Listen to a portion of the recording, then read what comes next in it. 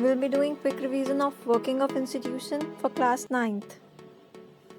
Hello everyone, welcome to my YouTube channel. In this video we are covering working of institutions class 9th chapter. And we will be doing a quick revision of working of institution chapter. So let's see. In a democracy, there are some rules and regulations as well as procedures that a democracy needs to follow.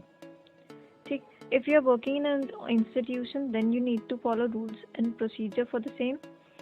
And in a democratic country, representatives are chosen through elections at various levels. So this particular process, which process choosing representative election process, this has to go from various levels.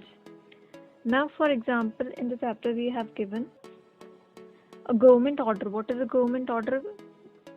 A memorandum is issued, and who issues the memorandum? Government of India issues the memorandum. When it was issued, August 13, 1990, it was issued. So in memorandum, a particular decision was taken.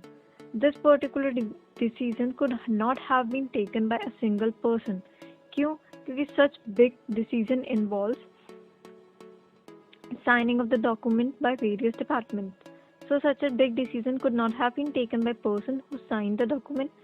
Simply जिस person ने उस पर sign किया, उस person के अलावा there are many other people who are involved in making the decision. The instructions were given by Minister of Personal Public Grievances and Pension, of which department was a part. And for issuing that, the Department of Personal Grievances and Pension, Public Grievances and Pension gave the approval. Next, major policy decision. अब major policy decisions में हमने क्या क्या पढ़ा था? Government appoint करती है commission 1979 में, जिसको हेड कौन करता है? बीवी मंडल. इसलिए इस कमीशन को क्या कहते हैं? सेकंड बैकवर्ड कास्ट कमीशन या फिर मंडल कमीशन भी कहते हैं. कमीशन ने अपनी रिपोर्ट कब दी थी? 1980 में दी थी, जिसमें उसने सजेस्ट किया था 27% reservation of SEBC. And this particular issue was discussed for many years. After that Janata Dal ने इलेक्शन जीता 1989 में, जिसमें VP मंडल प्राइम मिनिस्टर बने और डिसाइड किया to implement this SEBC scheme, 27% reservation scheme. President announced it in his address to the parliament. This particular thing the president announced. On 6th of August 1990, cabinet decided to implement this and prime minister announced this in both the houses of the parliament. Senior officers ने draft किया, इस order को sign किया officer ने, और ये बन गया memorandum of order. That was issued on 13th of August 1990. This particular decision, कौन सा डिसीजन? 27% रिजर्वेशन का decision. It was a heated issue, जिसके ऊपर सुप्रीम कोर्ट ने भी फैसला लिया, जिसमें हमने ये पढ़ा है Indira Sawhney and others versus Union of India case. ये भी हमने पढ़ देखा है इस चैप्टर में, जिसमें क्या होता है 1992 सुप्रीम कोर्ट डिक्लेयर करता है Mandal order as valid but adds some modifications into it. कुछ चेंजेस उसमें सजेस्ट करता है, ऑल्दो उस डिसीजन को वैलिड बोलता है. Need for political institution. Why do we need political institution? हमें पॉलिटिकल इंस्टीट्यूशंस की जरूरत क्यों पड़ती है? हमें पॉलिटिकल इंस्टीट्यूशन की जरूरत पड़ती है डिस्प्यूट सेटल करने में, इंस्टीट्यूशन में रूल्स एंड रेगुलेशन फॉलो करने में, whose power and functions are decided by the constitution. जिसके पावर्स फंक्शंस को कौन डिसाइड करते हैं? कॉन्स्टिट्यूशन डिसाइड करती है. Some institutions are prime minister, cabinet, civil servant, supreme court. ये इंस्टीट्यूशन है जिसके थ्रू गवर्नमेंट रन कर रही है. Parliamentary discussion influence shape of decision which the government takes. Parliament की फंक्शंस क्या है? पार्लियामेंट चेंज करती है, लॉ को इम्प्लीमेंट करती है, लॉ बनाती है, और final authority law making authority के पास ही होती है. Parliament can seek any information and also the highest form of discussion and debate on public as well as on national और policy decision. We also know कि हमारे पास 2 houses of government है, Lok Sabha and Rajya Sabha, ठीक है। 2 houses of are the councils of state, Rajya Sabha और upper chamber, and house of people, Lok Sabha या फिर lower chamber. Rajya Sabha के पास स्पेशल पावर्स होती है, बट लोकसभा एक्साइज सुप्रीम का। पावर ऑफ प्राइम मिनिस्टर्स हमने पढ़े।